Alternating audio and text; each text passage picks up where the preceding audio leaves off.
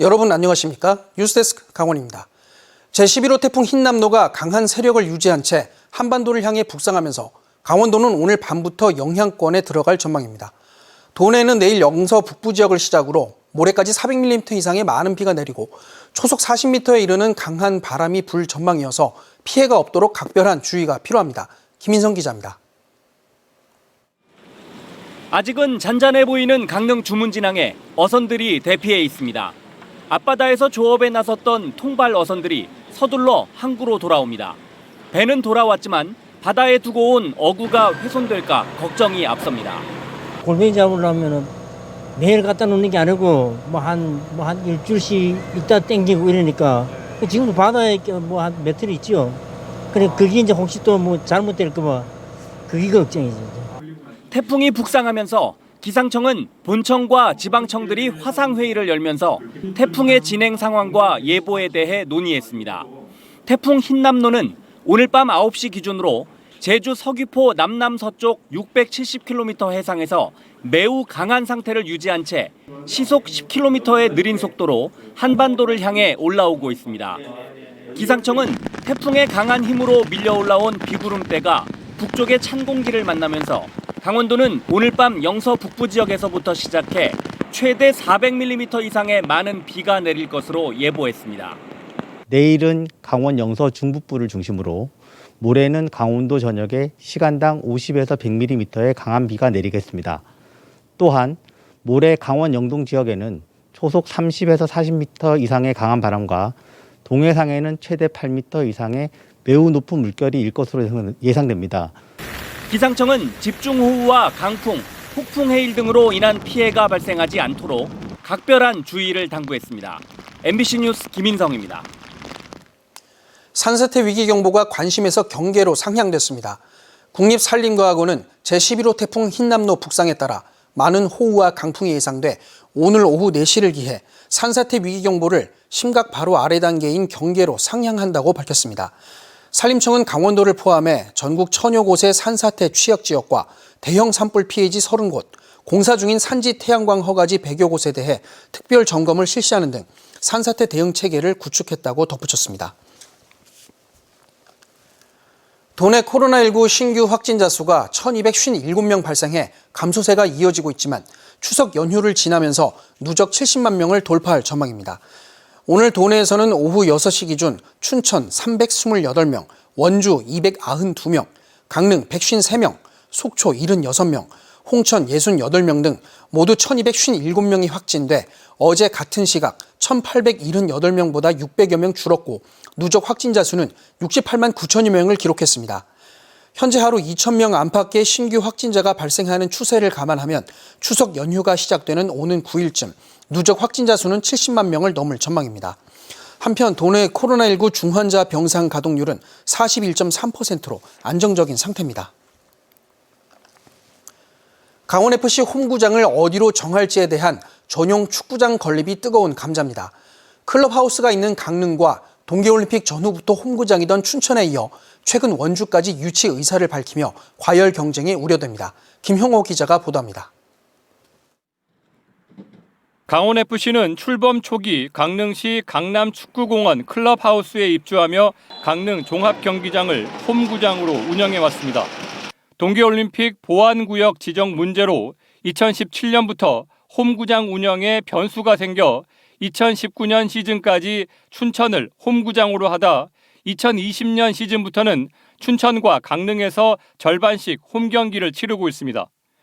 2020년 말 이영표 강원FC 대표가 취임하며 홈구장을 염두에 둔 전용구장 건립 논의가 시작됐습니다. 강원FC 경기를 볼 이유가 없는 축구 팬들에게 강원FC 경기를 볼 이유를 만들어주고 찾아주는 것이 저희가 해야 될 일이고 그 이유가 되기 위해서는 반드시 터치가 이루어져야 됩니다. 가장 먼저 물꼬를 튼 건 춘천시였습니다. 이영표 대표는 춘천 캠프 페이지를 지목하며 러브콜을 보냈는데 춘천역과 가까운 위치에다 대형마트와 문화예술 공간을 함께 조성할 수 있는 입지 여건을 장점으로 꼽았습니다. 곧이어 원주도 유치 경쟁에 뛰어들었습니다.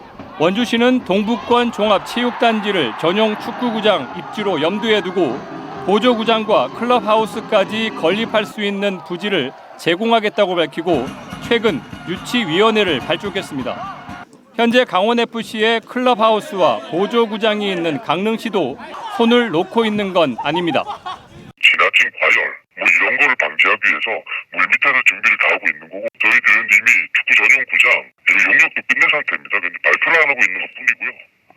강원FC 홈페이지의 자유 게시판에는 춘천과 강릉의 전용 구장을 동시에 짓자는 제안부터 축구장이 문화 공간으로 변모하는 만큼 여러 여건을 고려해야 한다는 신중론이 제기되고 있습니다. 강원도는 과열 경쟁을 우려해 전용 축구장 연구 용역을 거쳐 도내 18개 시군 공모로 위치를 결정하겠다는 방침을 세운 상태입니다. MBC 뉴스 김영호입니다. 평창군이 백두대간 보호지역에 펜션 하나를 위한 농어촌 도로를 건설하다가 붕괴 사고가 나 특혜 의혹이 일고 있습니다. 하지만 평창군은 여전히 해당 도로를 계속 추진하겠다고 밝히고 있어 혈세만 낭비한다는 지적이 일고 있습니다. 조성식 기자가 보도합니다. 한반도의 등줄기 백두대간에 개설되는 평창의 한 농어촌 도로. 포장 공사를 하던 중 내린 비에 도로가 맥없이 무너졌습니다. 가드레일과 옹벽이 포탄을 맞은 듯 떨어져 나갔고 300kg에 달하는 콘크리트 블럭들이 80m 아래 군도를 덮치는 아찔한 사고도 발생했습니다. 붕괴된 도로는 펜션 한 곳을 위한 진입도로라며 마을 주민들이 특혜 논란을 제기한 바로 그 도로입니다. 추가 붕괴도 우려되는 상황. 최근 평창군이 산림청 허가를 받아 훼손된 백두대간 보호구역에 대한 복구 작업에 나섰습니다. 그런데 해당 도로 개설 사업도 계속 추진한다고 밝혀 논란이 일고 있습니다.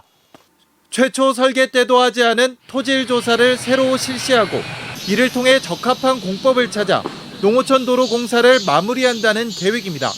당초 사업비는 3억 원이었는데 공법을 정하기 위한 토질 조사와 붕괴에 따른 구조 안전 진단, 여기에 복구비까지 사업비가 얼마까지 불어날지 평창군도 예상하지 못하고 있습니다.